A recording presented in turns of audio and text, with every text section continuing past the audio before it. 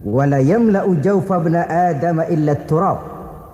Mulut manusia ini memang tidak akan pernah penuh kecuali kalau sudah diisi dengan tanah. Kapan diisi dengan tanah? Kalau sudah menghadap ke arah kiblat di liang lahat, nah itu baru mulut udah nggak ngerawil, diam, tenang, kalem, diisi dengan tanah. Dengan demikian kita lihat bahwa puasa makin kita hayati, makin dekat kita kepada kesederhanaan di dalam kehidupan ini. Islam tidak melarang orang untuk kaya, untuk punya harta. Yang dilarang ialah sifat rakus, serakah, dan tamak. Karena ini akan membuat orang melakukan segala macam cara, ingkar kepada nikmat Allah, tidak pandai bersyukur, pandangan matanya selalu diarahkan ke atas. Dikala hidupnya sudah serba cukup, dia masih merasa kurang. Sebab itu dia selalu kurang. Dia sudah kaya tapi masih merasa miskin saja, maka hidupnya pun miskin terus. Ma'asyiral muslimin rahimakumullah. Dari jumlah 12 bulan yang ada dalam agama kita, yang dihitung sejak Muharram sampai dengan bulan Zulqa'dah, maka Ramadan mendapat gelar Sayyidus Syuhur. Sayyidus Syuhur artinya raja, penghulu atau tuan dari seluruh bulan. Apa sebabnya maka Ramadan ini dinamakan Sayyidus Syuhur? Sebab yang pertama, Ramadan dipilih oleh Allah menjadi bulan tempat di mana pertama kali diturunkan ayat-ayat suci Al-Quranul Karim. Allah tidak memilih Rabiul Awal, tidak Rajab menjadi bulan di mana diturunkan ayat-ayat suci Al-Quranul Karim. Seperti yang dijelaskan dalam surah Al-Baqarah ayat 185, A'udzu billahi minasyaitonir rajim.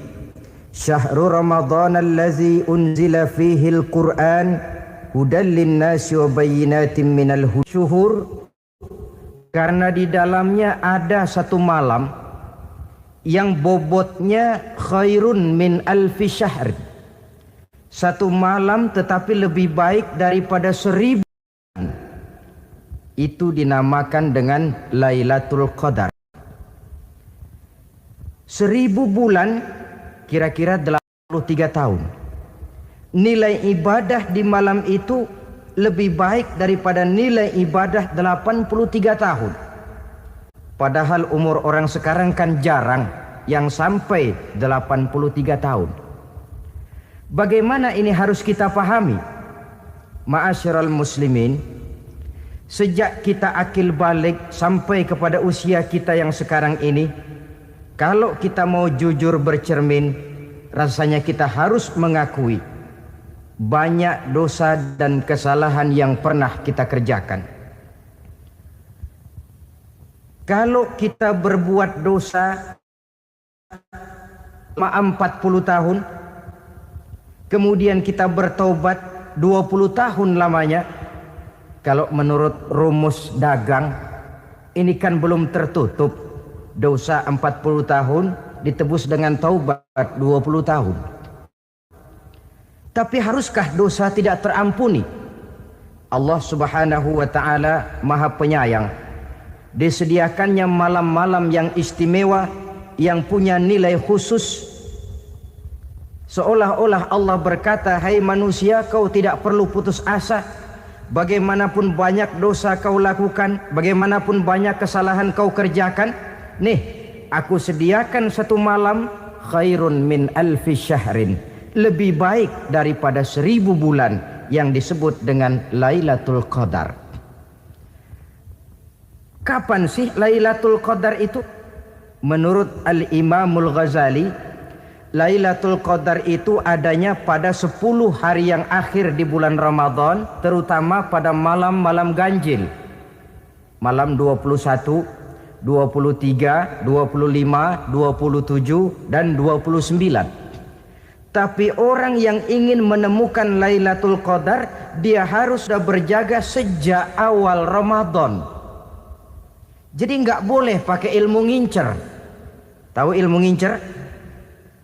Tanggal 20 Ramadan nggak terawih, 21 terawih, 22 perek lagi, 23 masuk lagi, 24 nggak ke masjid. Temennya tanya, kenapa nggak ke masjid? Ini kan bukan malam ganjil, nggak turun Lailatul Qadar. Saya kira yang kayak begini dapatnya bukan Lailatul Qadar, boleh jadi Lailatul Qadar. Orang yang ingin menemukan Lailatul Qadar itu, dia harus berjaga-jaga sejak awal Ramadan. Inilah di antara tugas kita, memanfaatkan waktu-waktu yang punya nilai istimewa. Itu ada dalam agama. Dalam setiap minggu ada hari istimewa. Dalam setiap hari ada jam-jam istimewa. Dalam setiap tahun ada bulan istimewa. Coba, dalam setiap minggu ada hari istimewa, hari Jumat. Dalam setiap hari ada jam-jam istimewa, sepertiga malam yang terakhir, antara jam 2 sampai menjelang fajar di kala subuh, itu saat-saat istimewa.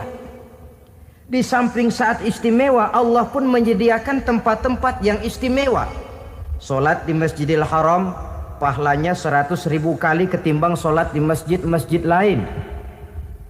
Begitu di Masjid Nabawi misalnya, ini tempat yang istimewa. Lailatul Qadar waktu yang istimewa yang diberikan kepada kita untuk kita manfaatkan dengan sebaik-baiknya. Toh dalam kehidupan bernegara saja misalnya, kan pada setiap tanggal 17 Agustus itu presiden memberikan grasi ampunan kepada para entah itu tahanan politik dan sebagainya. Ada yang mendapat potongan tahanan, waktu-waktu yang istimewa. Inilah sebab kedua kenapa Ramadan dinamakan Sayyidus Syuhur. Sebab yang ketiga, Ramadannya nilai kebajikan berlipat ganda adanya. Satu hadis menjelaskan, "Lau ta'lamu ummati ma fi Ramadan, latamannau an takuna as-sanatu kullaha Ramadan." Andai kata umatku tahu keistimewaan apa yang ada di dalam bulan suci Ramadan, niscaya mereka ingin agar sepanjang tahun isinya Ramadan saja. Apa sebabnya? Li'annal hasanata fihi mujtami'atun. Di dalam bulan Ramadan itu berkumpul segala macam kebajikan.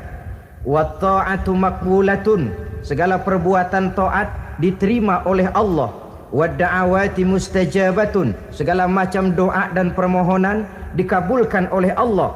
Wadzunuba maghfuratun, dan segala macam dosa diampuni oleh Allah Subhanahu wa taala. Berlipat gandanya nilai kebajikan yang kita kerjakan di bulan suci Ramadan. Itu sebabnya kata baginda Nabi, man fariha bidukhuli Ramadan haramallahu jasadahu 'alan niran. Siapa orang yang gembira dengan datangnya bulan suci Ramadan, Allah haramkan badannya dari api neraka. Gembira Dukung terus dakwah ini dengan subscribe, like, dan share channel ngaji di Teras Online. menyambut Ramadan artinya bagaimana? Apa Ramadan datang terus bakar petasan? Bukan. Pukul beduk? Bukan. Apa gunanya pukul beduk kalau nggak puasa? Apa gunanya bakar mercon kalau tidak melaksanakan ibadah di bulan suci Ramadan? Gembira menyambut datangnya Ramadan dalam arti mempersiapkan diri untuk melaksanakan ibadah dengan sebaik-baiknya di bulan suci Ramadan ini. Ma'asyiral muslimin rahimakumullah. Dalam bulan suci Ramadan ada perintah melaksanakan ibadah puasa. Apa istimewanya ibadah puasa? Pertama, yang dipanggil untuk melaksanakan puasa itu iman. Ini panggilan istimewa. Allah menyatakan, ya ayyuhalladzina amanu kutiba alaikumusiyam. Hai orang-orang yang beriman, diwajibkan atas kamu berpuasa. Iman yang dipanggil untuk melaksanakan ibadah puasa. Contoh, satu hari di depan rumah kita lewat tukang pepaya, tukang duku, tukang duren. Kita panggil satu tukang pepaya, "Bang, pepaya, berhenti dulu sebentar." Kira-kira yang merasa tukang pepaya berhenti enggak? Berhenti. Ini tukang duku sama tukang duren berhenti enggak? Tidak. Tentu tidak berhenti karena tidak dipanggil. Ini Ramadan yang dipanggil orang-orang beriman. Hai orang-orang yang beriman, berhenti dulu sebentar. Berhenti apa? Berhenti makan di waktu siang, berhenti minum di waktu siang. Yang merasa beriman berhenti, yang tidak beriman langsung. Biar Ramadan siang-siang makan jalan terus, ngerokok ngelepus terus. Kenapa? Tidak beriman, tidak merasa terpanggil oleh ayat tadi. Sekarang tukang pepaya lewat di depan rumah, kita panggil, "Bang, pepaya, berhenti dulu." Dia dengar tapi nggak mau berhenti. Apa kita bilang? Tukang pepaya budak. Dipanggil nggak mau berhenti. Ini ada orang ngaku beriman kepada Allah, Ramadan dipanggil disuruh berhenti makan siang, nggak berhenti juga. Mukmin budak. Disuruh berhenti minum di waktu siang, nggak berhenti juga. Mukmin budak. Ini istimewanya puasa. Panggilan difokuskan kepada iman. Hai orang-orang yang beriman. Allah tidak bilang hai orang-orang yang sudah masuk Islam. Tidak. Ya ayyuhallazina aslamu. Tidak. Ya ayyuhallazina amanu yang dipanggil. Hai orang-orang yang beriman. Nilai nurani yang paling dalam itu yang dipanggil melaksanakan ibadah puasa. Lalu orang beriman yang bagaimana yang wajib puasa? Pertama, dia sudah balik. Yang kedua, berakal sehat. Yang ketiga, dia mampu berpuasa. Orang beriman macam ini balik, berakal sehat, mampu melaksanakan puasa. Kalau cukup syarat ini, dia wajib puasa. Kurang syarat, tidak wajib puasa. Jadi kalau di bulan Ramadan ada teman kita tidak puasa, jangan heran barangkali syaratnya kurang. Cukup dalam hati saja, ini orang kurang syarat, makanya nggak puasa. Pak, itu teman saya kok nggak puasa? Nggak puasa, nggak puasa. Dia bukan orang beriman kali ah. Orang yang tidak beriman itu tidak wajib puasa. Beriman kok Pak? Iman, tapi nggak puasa, nggak puasa. Belum balik kali ah. Belum balik, cuma badan doang gede. Bongsor kali itu. Belum balik. Sudah kok Pak, sudah balik, sudah. Tapi nggak puasa, enggak. Gila kali dia ah. Akal itu tidak wajib puasa. Waras Pak, dia tidak gila, tidak. Barangkali dia tidak mampu melaksanakan puasa karena terkena uzur syar'i. Ini keistimewaan puasa yang pertama yang dipanggil melaksanakannya iman. Keistimewaan yang kedua, oleh karena yang dipanggil iman, maka puasa dinamakan ibadah sirriyah, ibadah rahasia. Kalau kita sembahyang, orang lihat kan? Lihat enggak? Lihat. Kita bayar zakat, orang tahu. Kita pergi haji, apalagi pergi haji sekampung nganterin. Tapi kita puasa atau tidak puasa, yang tahu kan cuma kita dan Allah saja. Pura-pura sedekah nggak bisa. Pura-pura sholat ketahuan, gerakannya mesti canggung. Pura-pura pergi haji, kemana perginya? Tapi pura-pura puasa gampang. Namanya ibadah sirriyah. Bulan puasa jam 8 pagi makan. Keluar rumah bibir lap yang kering. Jalan lemesin dikit. Ada angin belaga miring. Temennya tanya, "Lu lemas amat, gue lagi puasa nih." Orang lain bisa dibohongi. Sebab puasa memang merupakan ibadah sirriyah yang tahu cuma kita dan Allah saja. Karena dia ibadah rahasia, puasa ini sulit terkena penyakit riya. Ibadah yang lain karena kelihatan orang gampang kena penyakit ria, to show only. Sholat karena kelihatan orang gampang kena penyakit ria. Karena saya jadi imam, misalnya di belakang saya lihat ada mertua, wah saya bikinlah sembahyang saya mantap-mantap, pakai serban, pakai siwak, bahasanya saya paseh-pasehin kayak orang 16 tahun di Mekah. Wah, ufolli warwal maghribi salasa raka'atin Allahu Akbar. Surahnya saya cari yang panjang-panjang, paling pendek sabbihis sama wadduha. Akibat apa itu? Ria, di belakang ada calon mertua.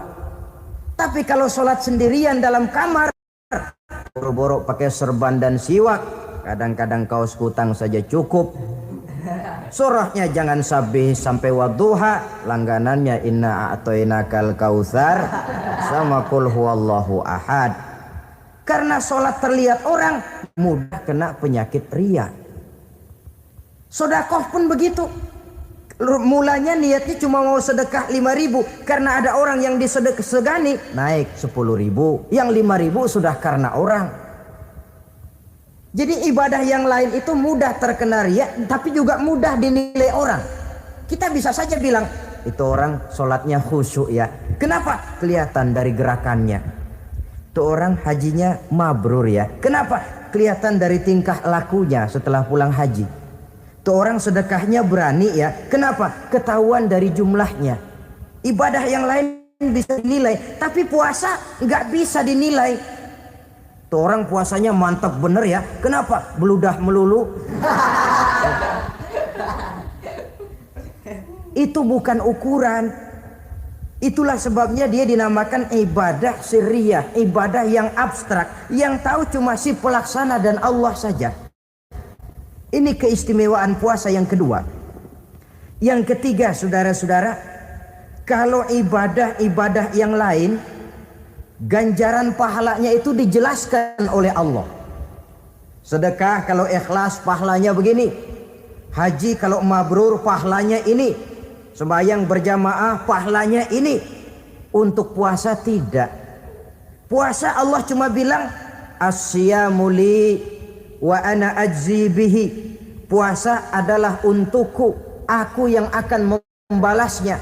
Berapa besar balasannya tidak dijelaskan oleh Allah. Apa artinya ini?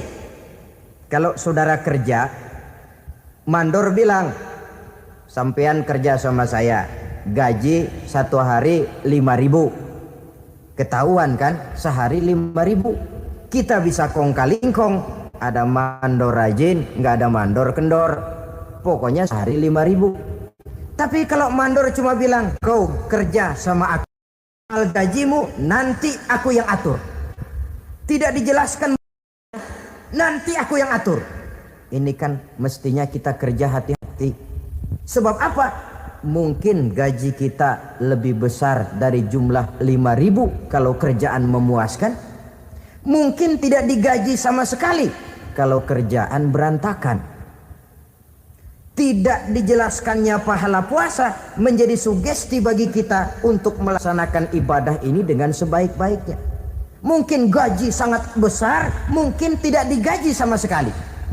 Sebab kata Nabi, kam min shaimin laisa lahu min siyamihi illa al-ju' wal 'atsy. Berapa banyak orang puasa, dia tidak memperoleh apa-apa dari puasanya kecuali lapar dan haus saja. Puasa sah, kewajiban gugur, nilai 0. Tidak dapat apa-apa kecuali lapar dan haus. Jadi inilah keistimewaan daripada ibadah puasa. Saudara hadirin yang saya hormati, kemudian apa sih perlunya kita melaksanakan ibadah puasa ini? Pertama, kita perlu melaksanakan ibadah puasa agar dalam hidup ini kita bisa mengendalikan hawa nafsu. Perut besar tempat bersarangnya energi yang melahirkan gerak dan merupakan kendaraan utama daripada iblis. Mudah menimbulkan rangsangan yang namanya syahwat. Kalau itu kita kendalikan, maka langkah hidup ini akan menjadi lurus karenanya.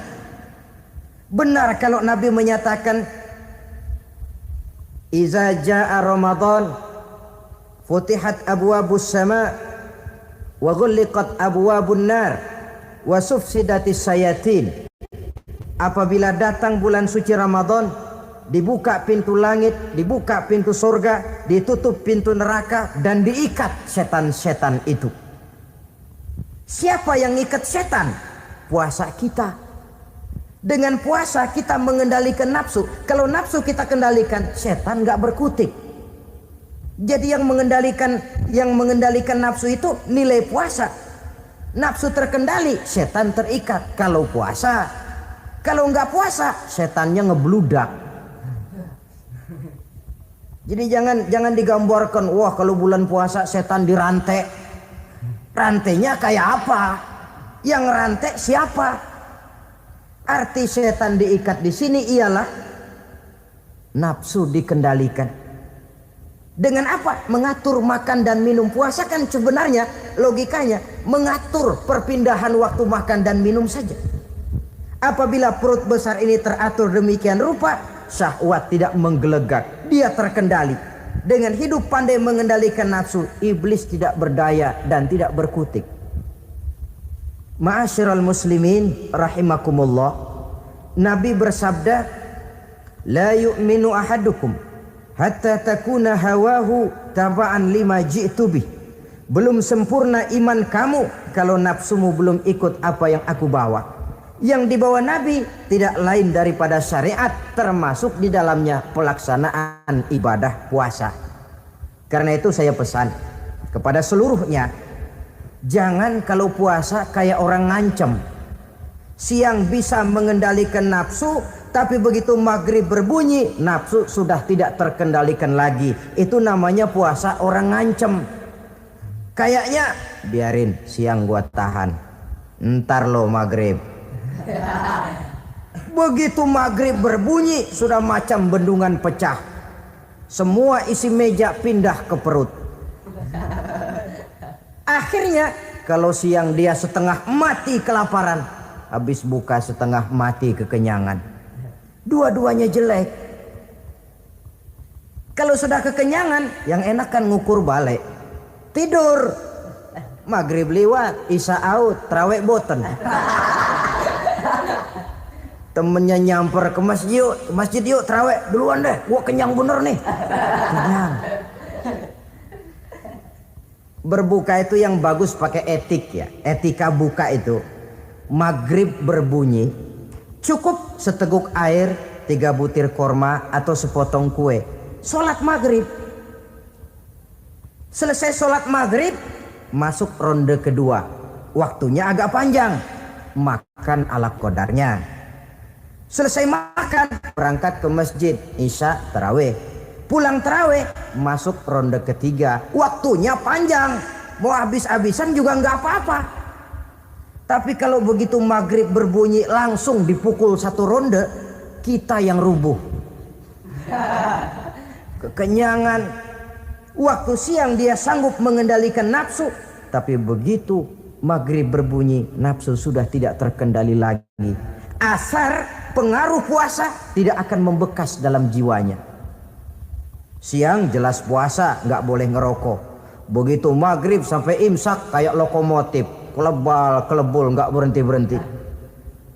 Tidak lagi sanggup mengendalikan diri, mumpung boleh katanya. Sampai pernah kejadian ada orang bangun sahur kesiangan, bingung dia waktunya tinggal dikit.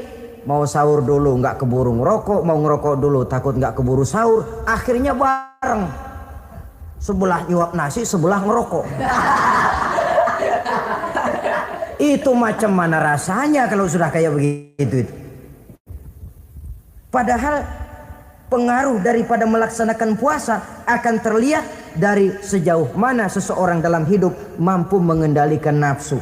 Bukan pada waktu memang dilarang, tapi pada waktu diizinkan. Di situ yang paling kelihatan.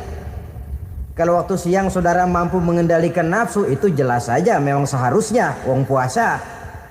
Malam dalam keadaan makan boleh, minum boleh, masih mampu mengendalikan nafsu dalam arti makan dan minum pada batas yang wajar saja. Itulah yang dikehendaki dari melaksanakan ibadah puasa. Sehingga ibadah itu membekas dan ikut membentuk kepribadian orang. Sekali lagi, jangan cuma waktu siang saja bisa mengendalikan nafsu. Di waktu malam pun dalam kondisi yang memang dihalalkan, kita juga hendaknya mampu mengendalikan nafsu. Jadi inilah perlunya puasa yang pertama, supaya kita bisa mengendalikan nafsu. Yang kedua, puasa itu melatih kita hidup sederhana. Orang sufi mengajarkan, orang yang paling kaya ini sebenarnya orang yang hidupnya paling cukup. Sedangkan orang miskin adalah orang yang kebutuhannya kelewat banyak. Maka yang paling kaya, bahkan yang maha kaya, itu sebenarnya cuma Allah. Sebab apa? Dia nggak perlu apa-apa. Makin banyak keperluan kita, makin miskin kita. Coba orang puasa lihat. Kalau sudah jam 2, jam 3, itulah barangkali memang termasuk godaannya dalam melaksanakan ibadah puasa. Kalau jam 1 siang, jam 2 siang, jangankan makanan enak, nangka busuk kita lihat legit. Barangkali cobaan di dalam melaksanakan ibadah puasa. Tapi kalau sudah maghrib berbunyi, berbuka kita kena seteguk air, sepotong roti, 3 butir korma, kenyang rasanya. Kemana keinginan yang tadi begitu menggebu-gebu? Oh, bisikan nafsu rupanya itu. Makin dalam kita merenung, makin sampai kita kepada bentuk kesederhanaan di dalam hidup ini.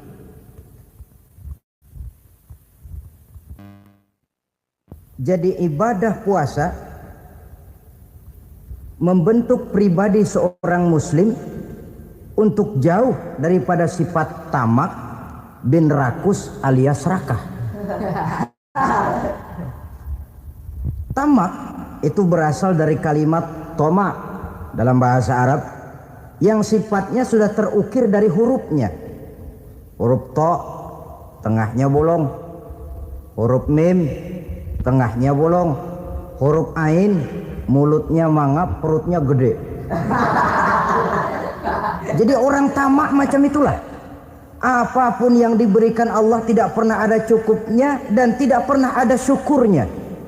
Sehingga Nabi menjelaskan, lau anna libni adam wadiyani min zahabin labtagha lahuma thalisan wa la yamla'u jawfa ibna adam illa turab.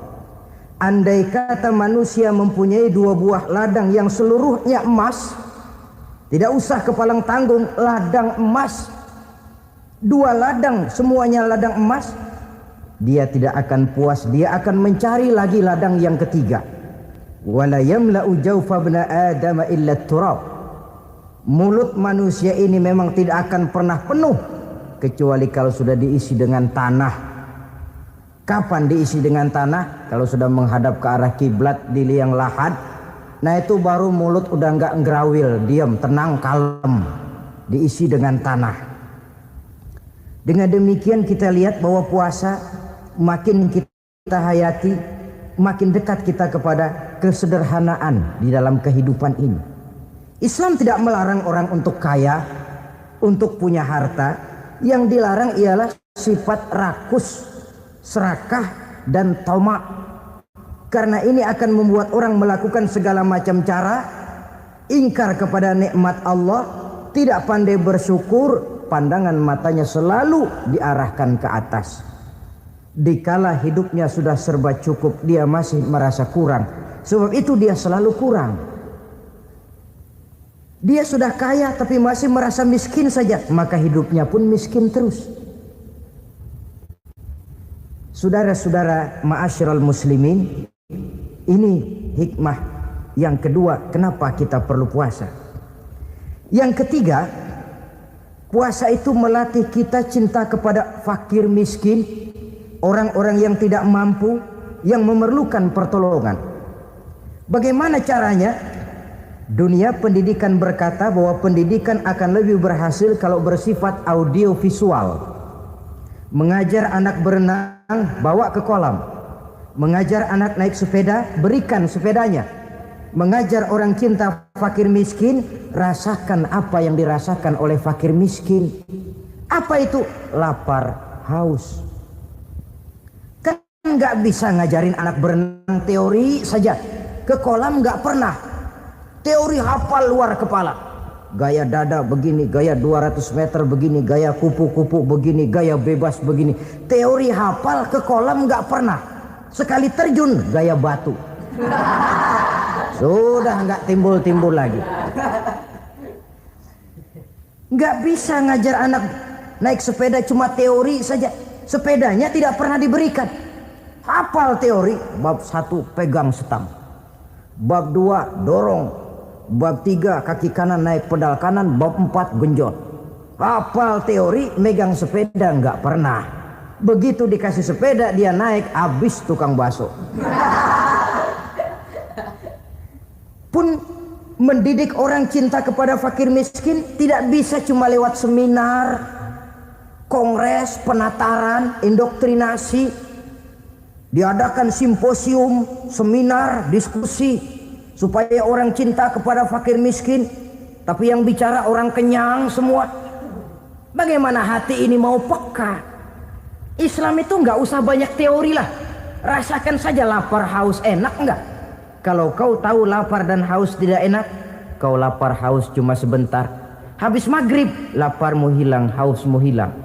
Bagaimana saudara-saudaramu muslimin yang terkapar di kolong-kolong jembatan, yatim piatu yang hidup terlunta-lunta, perempuan-perempuan tua hidup miskin, anak pun banyak perlu uluran tangan, lapangan kerja sulit, persaingan hidup makin tajam, meringkuk mereka di sudut-sudut kehidupan, beratap langit, beralas bumi, tanpa tahu kapan hidup dan nasibnya akan berubah. Di situ pekalah hati untuk hidup tidak cuma buat kepentingan diri dan perut sendiri saja, tapi mampu memberikan pertolongan sesuai dengan kemampuan kepada mereka yang memang memerlukan. Sebuah hadis menyatakan, irhamu ahlal ardi yarhamkum man fis sama. Sayangilah apa yang ada di permukaan bumi, nanti yang di langit akan sayang kepadamu. Si kaya sayang kepada yang miskin lalu menolongnya, yang alim sayang kepada yang awam lalu membimbingnya, yang pemimpin sayang kepada rakyat lalu melindunginya.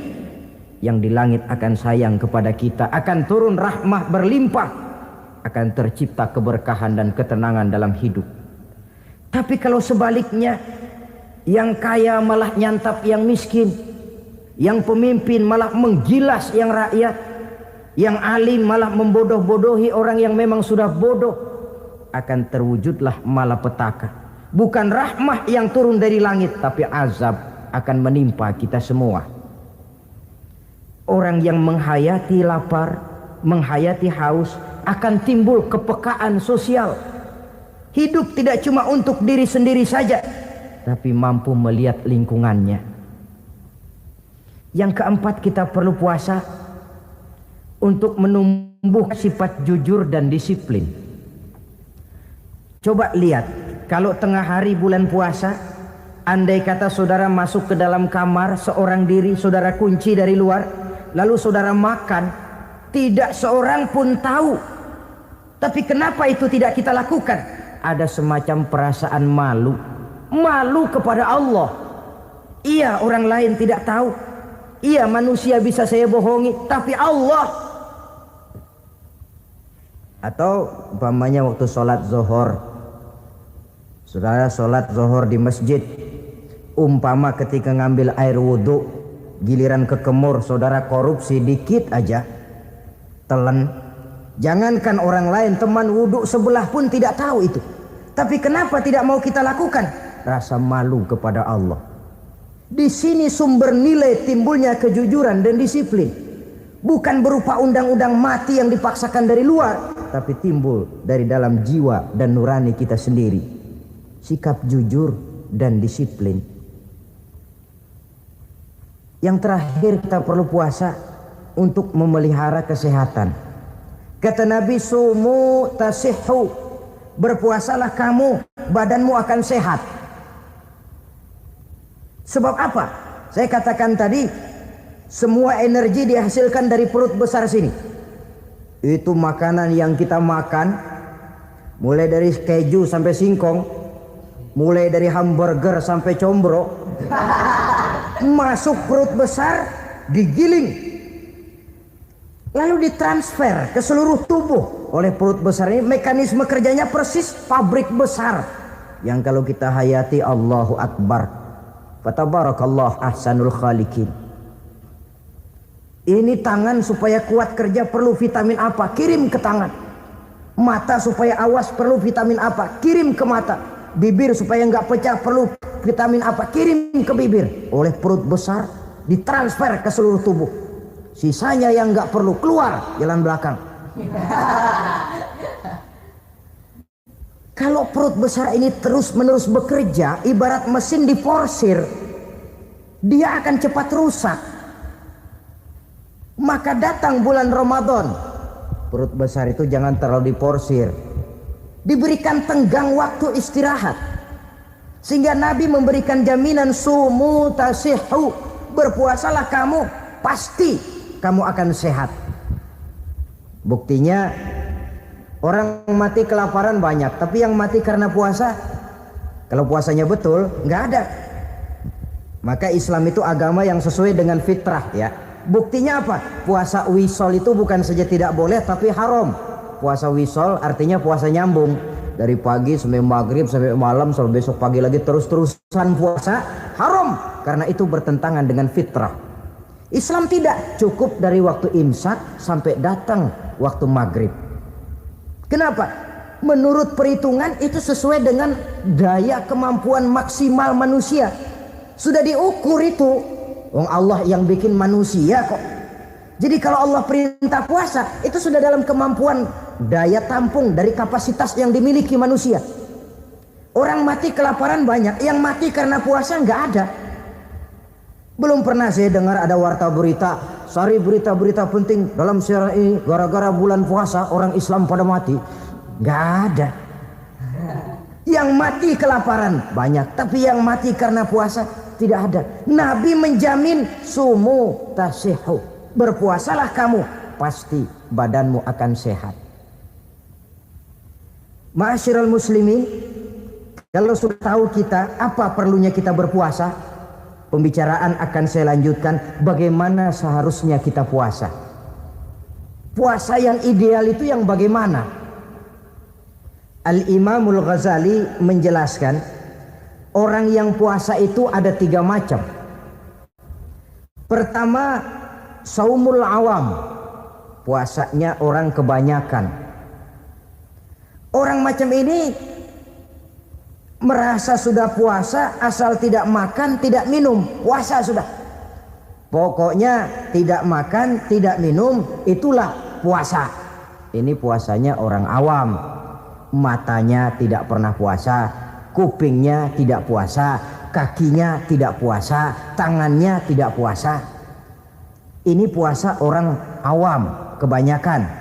Hasilnya tidak mustahil seperti yang dikatakan Nabi tadi. Berapa banyak orang puasa tidak mendapat apa-apa dari puasanya kecuali lapar dan haus. Puasa sah, kewajiban gugur, nilai 0. Kan rugi ibadah semacam itu. Sebab jangan lupa, yang membatalkan itu kan 2. Ada yang membatalkan pahala puasa, ada yang membatalkan puasa. Bedanya apa? Kalau puasa batal, pahala jelas batal. Tapi kalau pahala yang batal, puasanya mungkin sah, kewajibannya gugur, tapi pahala tidak ada. Kalau yang membatalkan puasa sih umumnya kita bisa jaga itu. Sebab apa? Masalahnya konkret, kelihatan. Apa yang membatalkan puasa? Misalnya makan dan minum yang disengaja walaupun sedikit, batal. sedikit tapi sengaja tidak mengenyangkan, batal. Mamanya pentol korek yang kecil itu, sengaja telan waktu puasa, batal. Kan sedikit Pak, nggak kenyang kok. Sengaja itu yang bikin batal.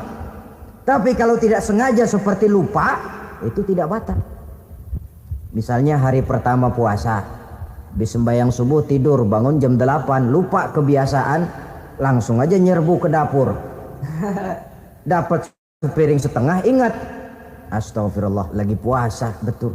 Setelah ingat bagaimana? Yang masih ada di mulut keluarkan, berkemur, lanjutkan puasanya, sah. Perkara sepiring setengah yang udah kadang masuk bagaimana Pak? Itu rezeki. Lawang orang lupa itu kan jenis yang ma'fu anhu, jenis yang dimaafkan. Makan dan minum yang disengaja walaupun sedikit, batal puasanya. Apalagi muntah yang disengaja, batal puasa itu. Ukuran sengaja kan kita tahu. Apalagi hilang akal seperti gila atau pingsan, batal puasa. Apalagi hubungan suami istri di waktu siang secara sengaja, batal. Kalau sengaja. Kalau nggak sengaja, enggak. Namanya nggak sengaja. Umpamanya, saya nggak sengaja Pak, tahu-tahu udah nyampe situ, gimana? Ya nggak batal, cuma begitu ingat, buru-buru selesai mandi, lanjutkan puasanya, sah. Jangan begitu ingat Pak, puasa cuman tanggung. Nah, ini tanggung ini yang bikin jadi batal. Dan jangan lupa, orang yang membatalkan puasa karena hubungan suami istri, dendanya paling berat. Seorang sahabat pernah lapor, halaktu ya Rasulullah, ya Rasul, celaka saya. Ma ahlakah, apa yang bikin kamu celaka? Saya lagi puasa Ramadan ya Rasulullah, saya nggak tahan.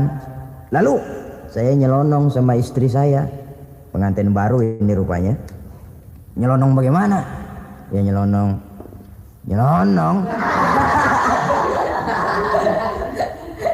Melanggar dia, tapi jujur, lapor. Kata Rasul, ya sudah, bayar dendanya. Dendanya apa ya Rasulullah? Bebaskan budak. Aduh, saya nggak punya budak ya Rasulullah. Tidak punya. Puasa 2 bulan berturut-turut, tidak boleh diselang-seling. Syahraini mutatabi'aini, 2 bulan berturut-turut, tidak boleh diselang-seling. Gimana? Sanggup puasa 2 bulan berturut-turut? Enggak kuat ya Rasulullah. Enggak kuat. Ramadan yang sebulan aja saya nyelonong, apalagi 2 bulan. Kalau kau tidak kuat juga, beri makan 60 fakir miskin, 1 orang 1 mod ya Rasulullah. Apalagi jangan memberi makan 60 fakir miskin. Bang, istri saya di rumah sehari masak, 3 hari libur. Saya orang susah ya Rasulullah. Saya pikir lagian nih orang kebangetan juga, udah melarat sama larangan berani. Rasul masuk ke dalam kamar, keluar kembali bawa sekeranjang kecil kurma. Kalau kau tidak punya apa-apa, bawa pulang nih, sedekahkan kepada orang-orang miskin di kampungmu sebagai pembayar dendamu ya Rasulullah. Apalagi di kampung saya itu yang paling miskin saya. Waduh, rusak benerin orang. Apa marah Rasul? Beliau malah senyum. Ya sudah, kalau memang yang paling miskin kamu, bawa pulang saja itu korma, beri makan anak istrimu di rumah. Orang ini udah ngelanggar larangan, dapat korma lagi. Yang kedua, watak hukum Islam itu elastis, fleksibel, tidak kaku. Tidak kalau sudah begitu ya mesti begitu, itu tidak. Yang sering kaku kan kitanya umat Islam di dalam memahami Islam. Saudara hadirin yang saya hormati, yang tidak boleh itu pun di waktu siang. Kalau malam sejak maghrib sampai sebelum imsak, pada awal perintah puasa tidak boleh. Tapi ternyata banyak juga yang nyerempet-nyerempet. Sampai Allah turunkan, uhilla lakum lailatas siyami arrafasu ila nisaikum. Dihalalkan bagi kamu pada malam puasa bergaul dengan istrimu. Jadi barangkali di antara pendengar ini ada yang pengantin baru, tolong sabarlah di waktu siang. Tunggu maghrib berbunyi. Kalau sudah maghrib habis buka, mau buka lagi juga nggak apa-apa. Terserah saja. Ini yang membatalkan puasa. Yang kita sulit mengontrol, yang membatalkan pahalanya. Apa misalnya? Ngomong-ngomongin orang. Puasa, ngomongin orang jalan terus. Itu ya tetangga kita. Kenapa emang? Oh, anu. Kita sih bukan ngomongin orang ini. Bukan ngomongin orang katanya. Ngomongin tuyul. Anu. Bohong. Orang puasa bohong, apa puasanya batal? Tidak. Puasanya sah. Yang batal mungkin pahalanya. Saudara-saudara ma'asyiral muslimin rahimakumullah. Mata, terutama di kota-kota besar, menjaga mata ini kadang-kadang kita nggak pengen lihat tapi kelihatan. Sebab itu memang yang tidak boleh ngeliatin. Kalau kelihatan lain, kelihatan itu kan rezeki. Orang kita nggak mau tapi kelihatan. Yang kelihatan itu sebentar. Kata Imam Ali, nazaratul ula laka wasaniyatu alaika. Pandangan pertama untukmu, yang kedua atasmu. Jadi begitu kelihatan, ya sudah. Jangan kelihatan tapi manteng aja nggak mau. Ya ini mantengnya ini yang jadi urusan. Saudara hadirin yang saya hormati, dengan kata lain, berusahalah kita untuk puasa zahir batin. Itu yang pertama tadi. Puasa tingkatnya orang saumul awam disebut. Tingkat yang kedua, saumul khawas, puasanya orang khusus. Bagaimana ini? Di samping tidak makan dan tidak minum, panca inderanya sudah ikut puasa. Matanya puasa, kupingnya puasa. Asal ada diajak ngomong-ngomongin orang, maaf ya, kuping saya lagi puasa. Kakinya puasa, diajak jalan ke tempat yang tidak baik, dia bilang, maaf saja, kaki saya lagi puasa. Diajak nyolong, maaf, tangan saya lagi puasa. Tidak cuma sekedar tidak makan dan tidak minum, panca inderanya sudah ikut puasa. Sekurang-kurangnya, seperti inilah puasa kita. Zahir, batin. Nah, yang tertinggi disebut saumu khawasil khawas, puasa orang khusus yang lebih khusus lagi. Ini sudah the first class ini. Puasanya orang VIP. Bagaimana puasanya orang ini? Di samping tidak makan dan tidak minum, puasa panca inderanya, hatinya juga sudah ikut puasa dari seluruh keinginan yang selain Allah. Wah, ini kelas tinggi. Orang yang puasa macam ini, andai kata jam 3 sore dia berpikir, ntar sore buka pakai apa ya? Dia menganggap batal pahalanya. Kenapa? Masih mikirin makanan. Kalau kita kan bukan cuma mikirin, ngancem. Waduh, jam 5 di meja udah berderek es kopior, kelapa muda, cendol. Apa yang mau diminum lebih dulu? Tingkat yang tertinggi ini, hatinya juga puasa dari semua keinginan yang selain Allah. Idealnya sekurang-kurangnya kita puasa zahir batin. Zahirnya menahan diri dari yang membatalkan puasa, batinnya mencegah diri dari yang membatalkan pahala puasa kita itu. Ma'asyiral muslimin rahimakumullah. Terakhir, Rasulullah Shallallahu Alaihi Wasallam membagi bulan Ramadan itu menjadi 3 bagian. Sepertiga yang pertama, tanggal 1 sampai 10 Ramadan, masa turunnya rahmah, turunnya kasih sayang Allah. Kalau istilah sepak bola, tanggal 1 sampai 10 Ramadan ini disebut babak semifinal, babak penyisihan. Sepak bola itu kalau baru tingkat babak penyisihan, pesertanya banyak. Seluruh kesebelasan turun bertanding, babak penyisihan. Ramadan tanggal 1 sampai 10 babak penyisihan putaran pertama. Pasaran puasa rame. Masjid musola full house. Meledak, tidak sanggup menampung jamaah yang tarawih itu. Yang tadarus meriah. Kenapa? Maklum babak penyisihan, seluruh kesebelasan turun bertanding. Tanggal 1 sampai tanggal 10 Ramadan. Bila itu selesai, selesailah putaran pertama. Masuk putaran kedua, sepertiga yang kedua tanggal 10 sampai 20 Ramadan. Masa maghfirah, masa turunan dari Allah. Masuk babak semifinal. Sepak bola itu kalau sudah babak semifinal, itu kan sudah banyak kesebelasan yang masuk kotak. Maka 10 Ramadan ke atas, pasaran puasa mulai menurun. Yang enggak puasa mulai nekat. Yang tadarus sudah mulai sayup-sayup sampai. Sementara barisan orang sembahyang tarawih di masjid mulai mengalami kemajuan dengan pesatnya. Barisannya makin maju ke depan. Maklum, tidak semua kesebelasan tangguh. Ada yang sejak bertanding sudah berhitung. Kita sih bakalan yang lain ada. Karena ikut-ikutan teman, karena malu sama mertua, rajin tarawih. Karena nganterin, rajin tarawih. Bayangnya paling belakang berdua lagi.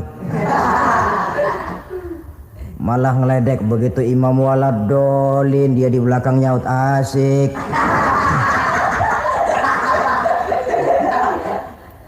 Yang kayak begini ini sudah nggak bakal tahan lama, akan gugur di babak semifinal. Puncaknya putaran terakhir tanggal 20 sampai akhir Ramadan, masa itkun minan nar, masa pembebasan dari api neraka. Masuk babak final. Kalau sudah babak final, ya pesertanya nggak banyak sudah. Ramadan tanggal 20 ke atas babak final, pesertanya nggak banyak. Sebab apa? 20 Ramadan ke atas pikiran orang sudah bercabang itu. Yang punya kampung sudah siap-siap mau pulang mudik. Lebaran di buah kampung. Puasa kayak enggak, yang penting pokoknya lebaran. Yang pegawai negeri gajinya kecil, anaknya banyak, palanya ngebet. Yang belum punya sepatu, belum punya baju, macam-macam problem sehingga konsentrasi ibadah menurun. Padahal Nabi sangat menganjurkan tingkatkan ibadah la siyama fi asril awakhir, lebih-lebih pada hari 10 yang akhir, tanggal 20 sampai akhir Ramadan.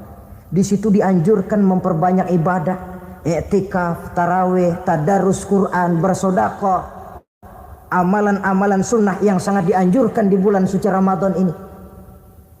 Nah, mereka yang keluar sebagai finalis Ramadan, Allah Subhanahu wa ta'ala berkenan memberikan piagam penghargaan.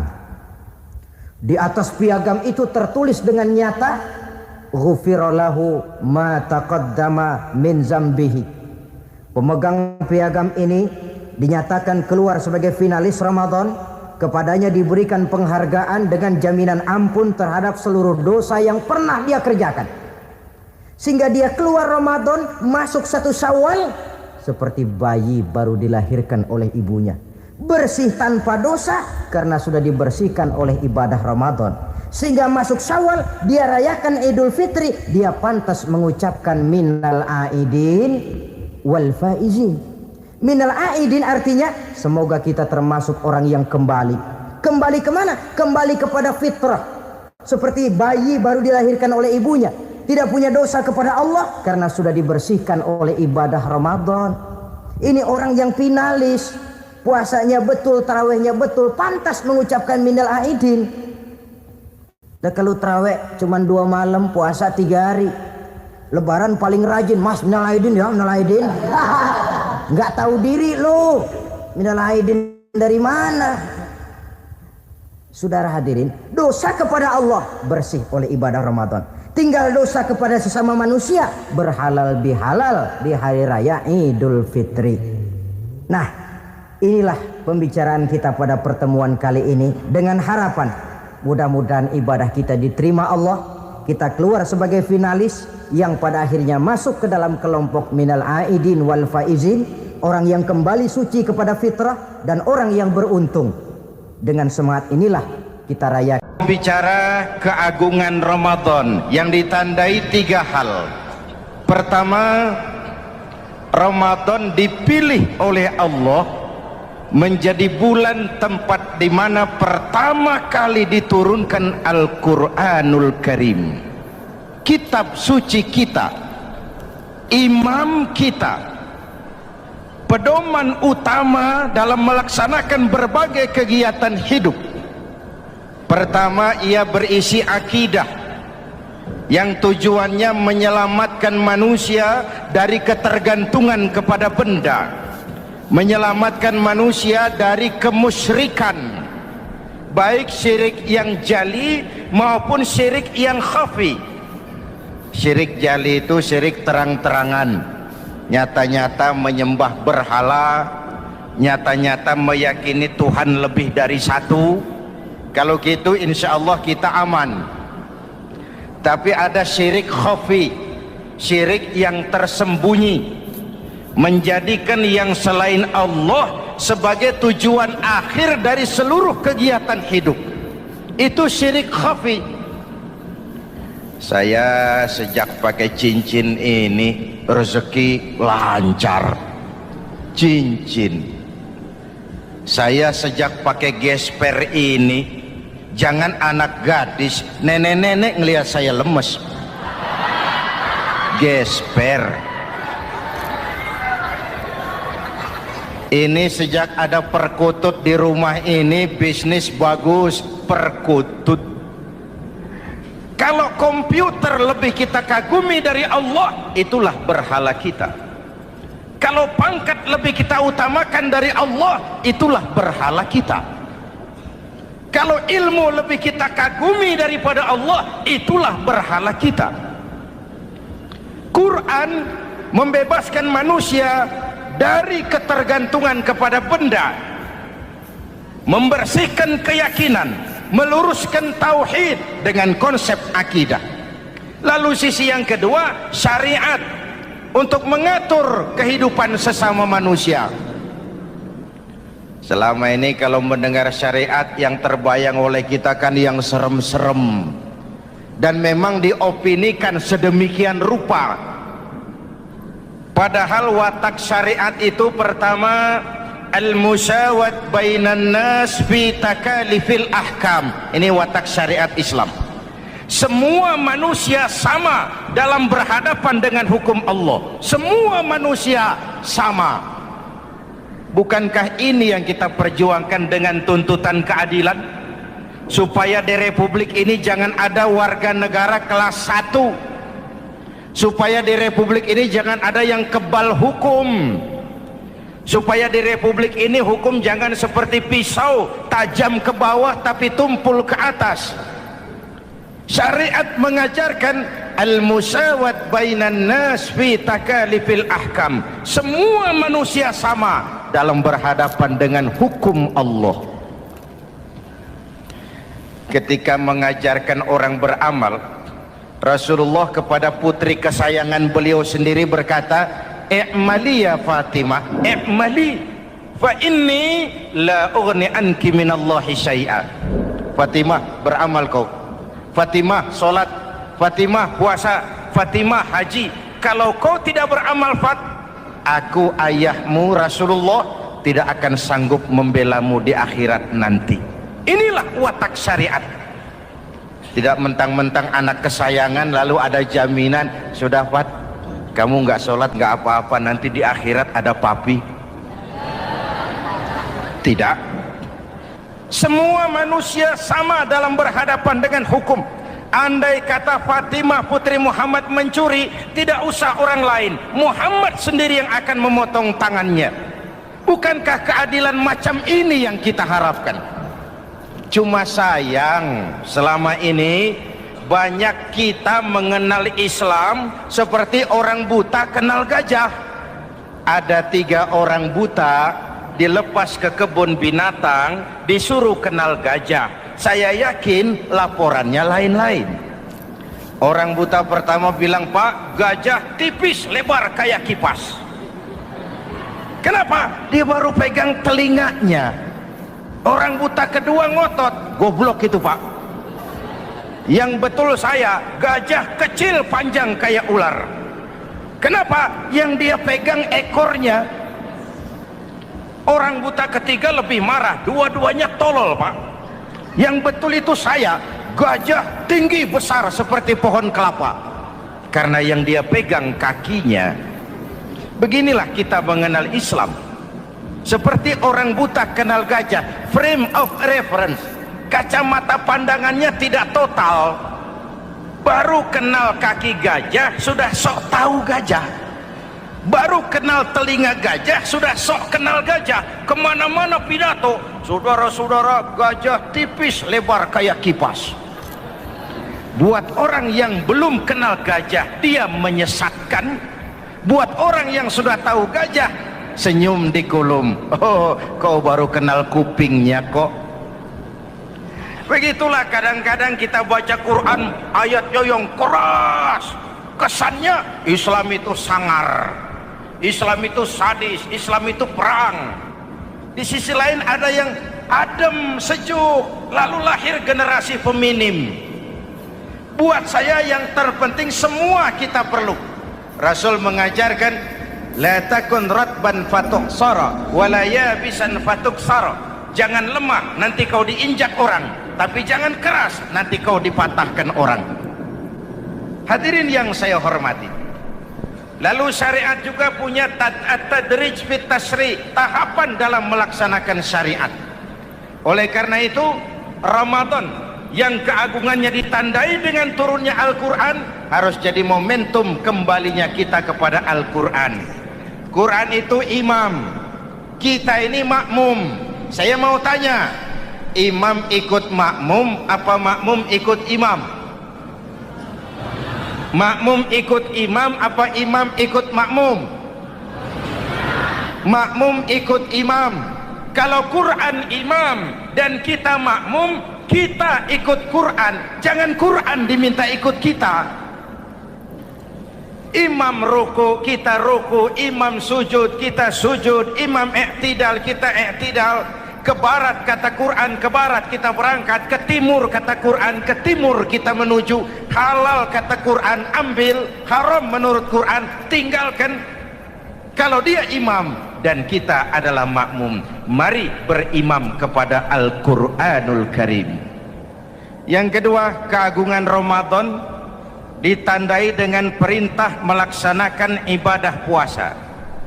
Para ulama menyebut puasa itu ibadah sirriyah, ibadah rahasia, ibadah abstrak, tidak ada unsur sugesti. Kalau kita sholat, orang lihat.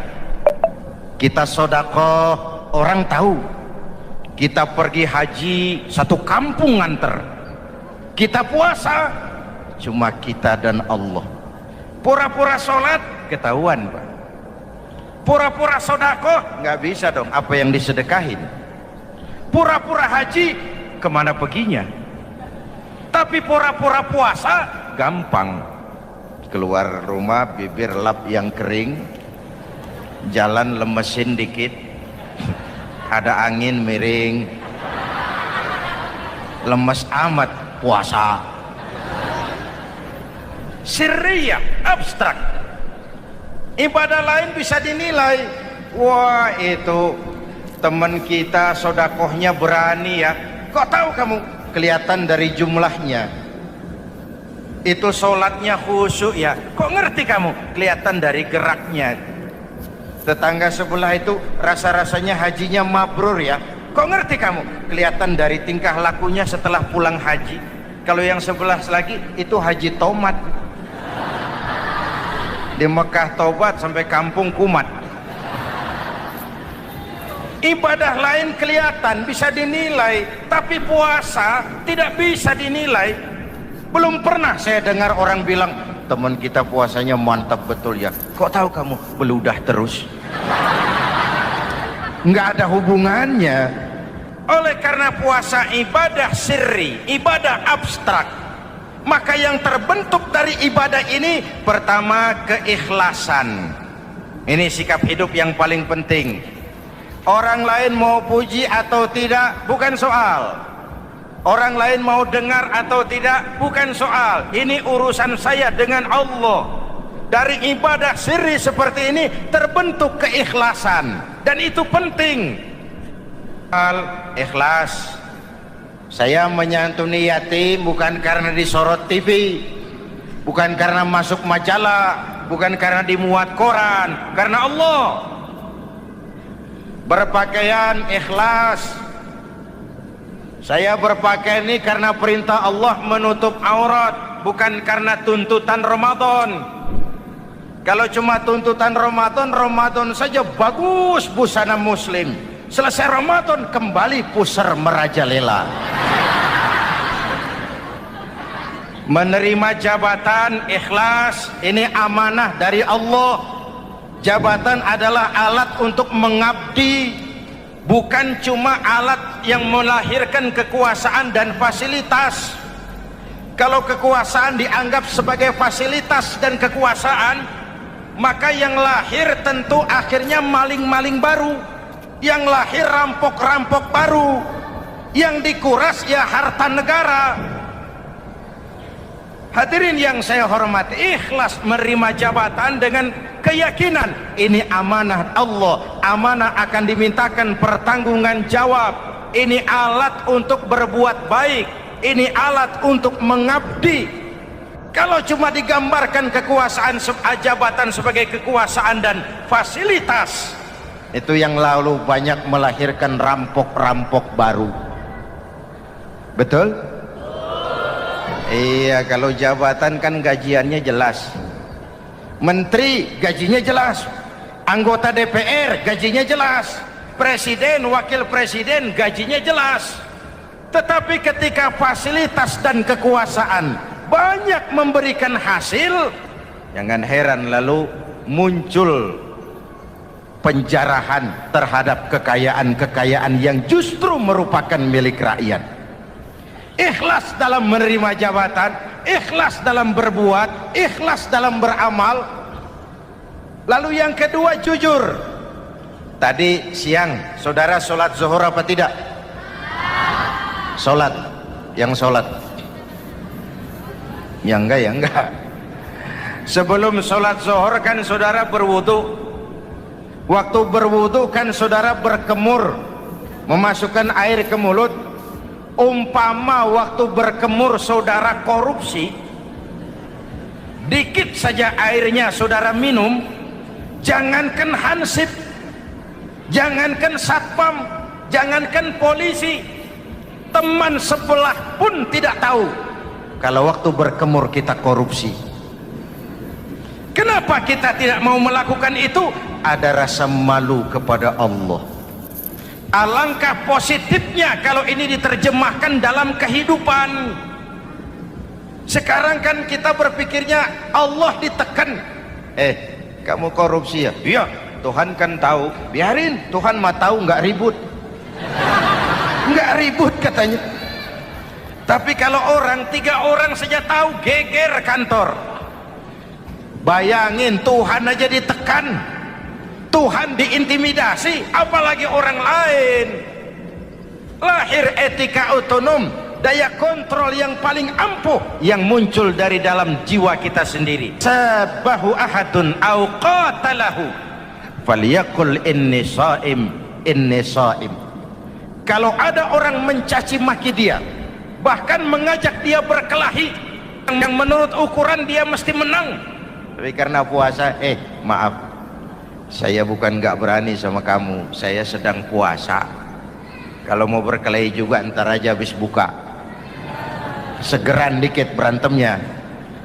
Ini shaim, maaf, saya sedang berpuasa. Itu merupakan benteng. Orang itu kan kalau lagi puasa kondisi lapar, haus, temperamen kan tinggi, sedikit tersinggung temperatur naik, sama marah gampang. Kalau waktu begitu dia bisa sabar, ketika kenyang sudah nggak ada masalah. sabar, baik dalam taat kepada Allah. Kalau ibadah berpuasa kita baik, kita yang malam ini pasti bukan kita 20 hari yang lalu. Kita yang malam ini, kita yang sudah ditempa oleh penggojologan Ramadan, ditempa oleh kawah candra di mukanya Ramadan, sehingga membias dalam pembentukan pribadi. Setiap ibadah yang dikerjakan dengan benar pasti punya dampak positif dalam meluruskan moral orang yang melaksanakan ibadah itu sendiri. Jangan sampai terjebak kepada rutinitas ritual. Akhirnya seperti yang sering saya ungkapkan, sholat rajin, maksiat tekun, baca Quran mau, fitnah orang hobi, sedekah ya sedekah tapi nyolongnya lebih gede dari sedekahnya. Sedekahnya cuma untuk ngumpetin korupsinya. Akhirnya jadi lipstik, akhirnya jadi dekorasi. Setiap ibadah yang dikerjakan dengan benar punya dampak positif dalam meluruskan moral dan memperbaiki akhlak orang yang melaksanakan ibadah itu sendiri. Begitulah Ramadan, ada pelaksanaan ibadah puasa. Dan untuk puasa Nabi bersabda, lis-shaimi farhatani, farhatun indal iftar wa farhatun inda liqa'i rabbih. Buat orang yang berpuasa ada dua kegembiraan yang tidak dimiliki oleh yang tidak melaksanakan puasa. Dua kegembiraan. Pertama, farhatun indal iftar, kegembiraan menjelang saat-saat berbuka. Hati itu besar, rasa optimisme, padahal bukanya cuma sama tempe, sama tahu, sama ikan asin. Tapi entah makin dekat maghrib hati makin berbunga, ada kebahagiaan yang tidak bisa diceritakan. Allahumma lakasumtu, ya Allah hari ini saya laksanakan perintahmu, saya lawan rasa nafsu, saya tempuh lapar, haus, saya tunaikan semua ini. Itu kegembiraan yang puasa. Yang kedua, wa farhatun inda liqa'i rabbih, kegembiraan kedua nanti di akhirat pada saat bertemu dengan Allah Subhanahu wa ta'ala. Masuk surga nikmat, bertemu Allah jauh lebih nikmat. Hadirin yang saya hormati, bahkan di surga ada sebuah pintu yang khusus disiapkan bagi orang-orang yang melaksanakan puasa. Tidak bisa masuk ke pintu itu kecuali orang yang puasa. Dan pintu itu disebut pintu Rayyan, Babur Rayyan, pintu Rayyan, yang hanya boleh dimasuki orang-orang yang melaksanakan ibadah puasa. Hadirin, lalu yang berikutnya, ibadah puasa ganjarannya abstrak. Kalau ibadah lain kita bisa lihat itu, sholat berjamaah pahalanya begini, haji kalau mabrur pahalanya begitu, sodakoh pahalanya begini. Puasa Allah cuma bilang as-siyamu li wa ana ajzibi, puasa untukku dan aku yang membalasnya. Berapa besar balasan Allah tidak diberitahu. Artinya apa? Kalau saudara kerja, mandor bilang, mas kau kerja sama saya, gajimu sebulan 5 juta, ketahuan sebulan 5 juta, kita kan bisa kong kaling kong, ada mandor rajin, tidak ada mandor kendor, pokoknya jatah 5 juta. Tapi kalau mandor cuma bilang, mas kau kerja sama aku, soal gajimu nanti aku yang atur, berapa besarnya nggak dikasih tahu. Aturan seperti ini harusnya membuat kita kerja lebih hati-hati. Sebab apa?